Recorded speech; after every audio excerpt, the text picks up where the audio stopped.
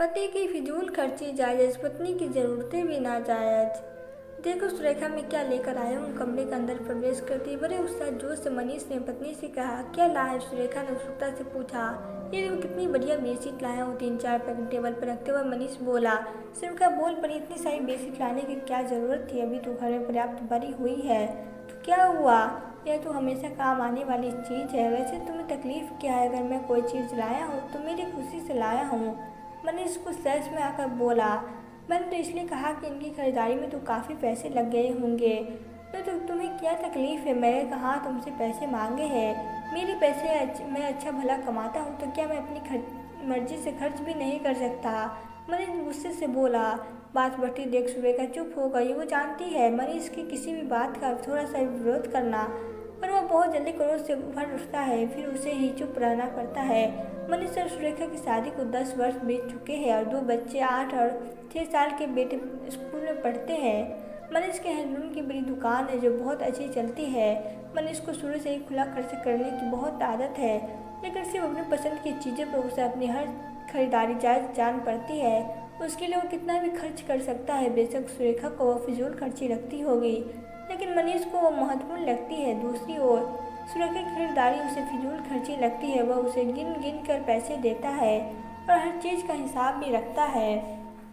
कई बार सुरेखा चिढ़ जाती है, लेकिन मनीष को कोई फर्क नहीं पड़ता। कुछ दिन बाद सुरेखा ने मनीष से कहा कि आज मुझे कुछ पैसों की ज़रूरत है।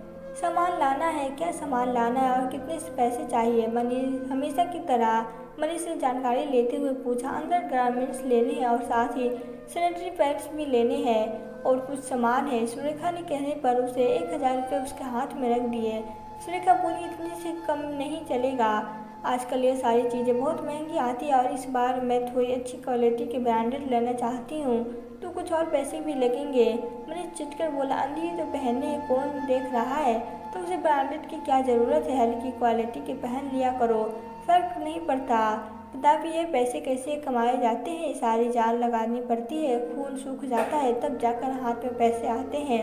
सुबह रसी हो गई, भरे आँख से आई, गला रुक गया, पर कुछ बोल न पाई क्योंकि शुरू से ही मनीष उस पर हावी रहा था और डर के मारे कुछ बोल नहीं पाती थी। मन मार कर सी जा रही थी उनके ड्रेसिंग टेबल पर, जहाँ मनीष के अपने लिए लाए गए विदेशी परफ्यूम की लाइन लगी रहती थी। वही सुरेखा के लिए केवल एक परफ्यूम होता था।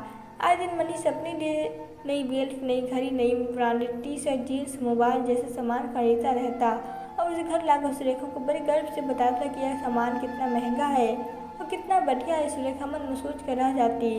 उसके मन में हुक सी उठती कि कब मनीष उसके प्रति भी उतना उदार बन पाएगा जितना वो स्वयं के प्रति है। बच्चों के लिए भी जब वो कुछ बढ़िया कपड़े खरीदना चाहती तो वो टोक देता। बच्चों का बड़ा साइज होता है, उनके लिए इतने महंगे कपड़े लेने की क्या ज़रूरत है? तुम्हें इतनी भी समझ नहीं है क्या? कुछ दिन बाद उन्हें ये कपड़े आएंगे भी नहीं, फिर क्यों पैसे बर्बाद करना? एक दिन वो दोनों किसी आयोजन में गए थे। जब वापस लौट रहे थे तो अचानक मनीष की कार दूसरे रास्ते में मोड़ ली। सुरेखा ने हैरानी से पूछा, इधर कहाँ जा रहे हैं? वो बोला, आज मैं तुमको अपने शहर का सबसे स्वादिष्ट और अनोखा पान खिलाने ले जा रहा हूँ। तुमने आज तक ऐसा पान जिंदगी में कभी नहीं खाया होगा। सुरेखा को बहुत हैरानी हुई। 10 साल में तो कभी ऐसी बातें नहीं की। फिर सोचा आज उसका मूड अच्छा होगा। कोई बात नहीं। रास्ते में उसने 3-4 संडे पेपर खरीदे। जब वे पान की दुकान पर पहुंचे तो सुरेखा ने कार में बैठी रही और मनीष पान लेने चला गया। इतने में 2 बच्चियां हाथों में फूल के गजरे लिए हुए कार के पास आई और सुरेखा से बोली, मैम साहब यह गजरे ले लीजिए, 10 रुपये का एक है, आज बिक्री नहीं हुई है, ले लीजिए ना। उनके बार बार आग्रह करने पर मनीषा को दया आ गई और उसने 2 गजरे ले लिया और वही सीट पर रख दिए। कार के मोगरे के फूलों की महक फैल गई। सुरेखा उसका आनंद उठा रही थी, तभी मनीष पान लेकर आया और उसे देते हुए बोला, खाकर देखो, अपने शहर का सबसे उम्दा और महंगा पान पूरे 50 रुपये का है। सुरेखा ने उत्सुकता से पान मुंह में डाला। सचमुच ऐसा पान तो आज तक नहीं खाया था। उसके स्वाद का आनंद उठा ही रही थी कि अचानक मनीष की नज़र गजरों में पड़ी। यह क्या है? सुरेखा ने पूरा किस्सा सुना दिया तो क्रोध से बोला, क्या बेकार की चीज़ों पर पैसे खर्च करती रहती हो? पैसे को क्या आसमान में टपकते हैं? तुम्हें सारी दया का ठेला ले रखा है, कोई कद्र नहीं है तुम्हें पैसों की। पति की विष भरी बातें सुनकर सुरेखा को मुंह में रखे पान का स्वाद कसैला लगने लगा था। सारा मूड खराब हो गया। मन ही मन वो हिसाब लगाने लगी कि एक पान खाने के मनीष ने कार का इतने लंबे रास्ते का चक्कर लगाया, रास्ते में 3-4 अखबार खरीदे और फिर कितने महंगे पान खरीदे, इतना पैसा खर्च किया। और वो सब जायज़ था क्योंकि वो उसके शौक़ से सारे काम कर रहा था और उसके खरीदे 20 रुपये के गजरे नाजायज़ खर्च हो गए। उसकी आंखों में आंसू आ गए। उसने मन ही मन निर्णय किया कि अब बहुत हो गया, अब उसे मनीष को जवाब देना ही पड़ेगा कि उसके खर्च जायज़ नाजायज़ होते हैं और मनीष के लिए खर्च जायज़ क्यों होते हैं। अगले महीने एक दिन सुरेखा ने मनीष से कहा कि मैंने एक कितनी ज्वाइन की है, 2000 महीना भरने होते हैं। मैंने काफ़ी समय से कोई नई ड्रेस नहीं खरीदी है और मैं सोच रही हूँ 2-3 ड्रेस और एक साड़ी खरीद लेती हूँ क्योंकि हर महीने कुछ ढंग के कपड़े पहन कर जाना होगा, तो मुझे कुछ पैसों की ज़रूरत है। सुरेखा कहते ही मनीष जैसे फट पड़ा। अब वो क्या तुमने नए चोंचले शुरू किए हैं? हर महीने तुम्हें नए कपड़े और 2000 रुपये, क्या क्या ज़रूरत है किटियों में जाने की? अपना घर और बच्चे संभालो। इस व्यर्थ के कामों में अपना समय बर्बाद करने की कोई ज़रूरत नहीं है। वहाँ करते ही क्या है? औरतें, चुगली, चिंदा, फैशन, कपड़े की होश और इसके सिवा क्या होता है? किटियों में जाकर बिगड़ जाओगी और दूसरों के साथ होकर लगेगी। चुपचाप घर बैठो और अपना काम संभालो। इन फालतू कामों के लिए मेरे पास पैसे नहीं। आज सुरेखा का भी खून उबल रहा था। इतने सालों के दबाए हुए आक्रोश को आखिर फूटना ही पड़ गया। बस बहुत हो गया आपकी ताकगिरी, और कितना दबाओगे मेरा हक काम?